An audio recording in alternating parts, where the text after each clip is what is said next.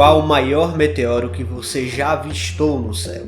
Acredito que pelo menos uma história você tem para contar. Esse tipo de fenômeno é simplesmente fantástico devido à sua raridade e imprevisibilidade, tanto que o momento em que vemos um deles cruzar o céu ficará marcado em nossa mente para sempre. E mais interessante ainda é a ciência por trás desses eventos, onde os astrônomos são capazes de extrair dados fantásticos sobre esses eventos atmosféricos e espaciais. No evento da vez, um meteoro esverdeado rasgou o céu não apenas de um estado ou dois, mas sim 5 estados brasileiros, e isso permitiu que muitas câmeras registrassem o fenômeno. No vídeo de hoje vamos conferir os registros fantásticos de um dos mais lindos meteoros a cair aqui no Brasil.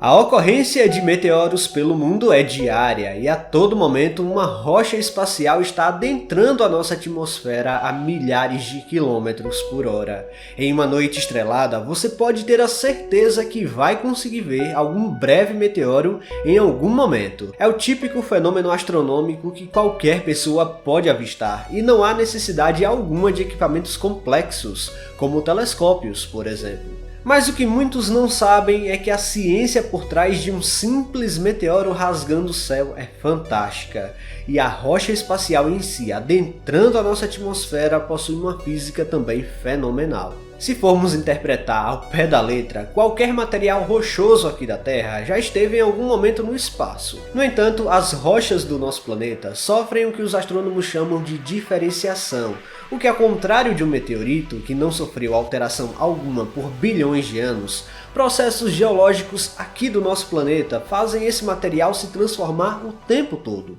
Quando um meteoroide entra na atmosfera terrestre, a maioria deles consiste em rochas totalmente originais da grande nebulosa primordial que cercava o Sol. É importante ressaltar que essa não é uma regra absoluta, pois existem meteoritos provenientes de outros planetas que também passaram por modificações geológicas, bem semelhantes às rochas terrestres, como é o caso de meteoritos lunares, marcianos e até de alguns asteroides maiores. É por isso que a ciência que estuda os meteoros é tão fascinante, pois esse fenômeno vai muito além do espetáculo visual que vemos no céu.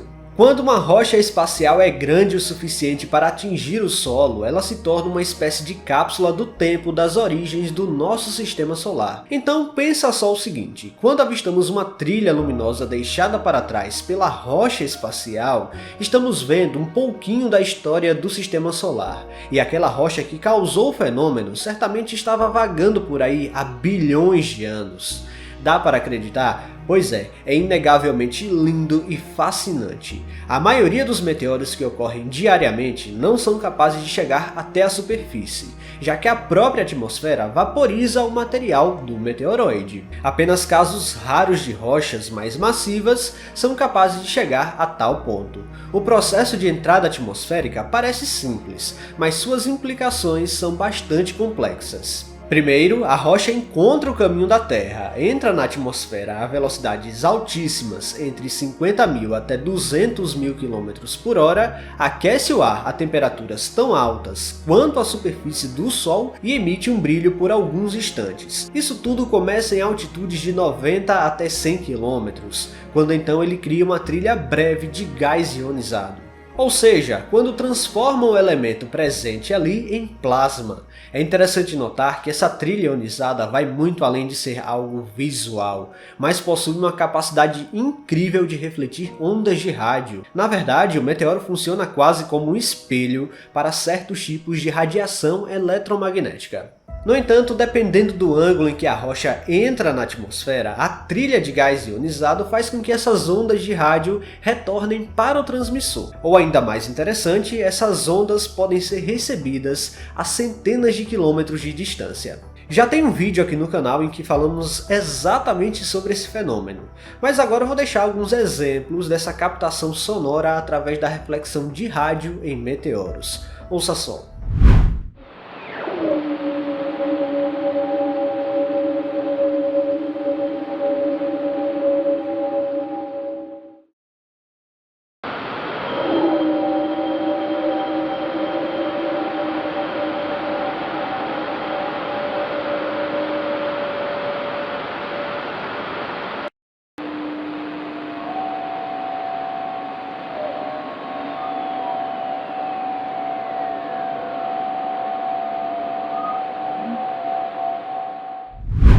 Interessante, não é? Pois é, o meteoro da vez foi capaz de criar uma trilha de ionização esverdeada como essa, e por incrível que pareça, ela ficou visível por alguns instantes.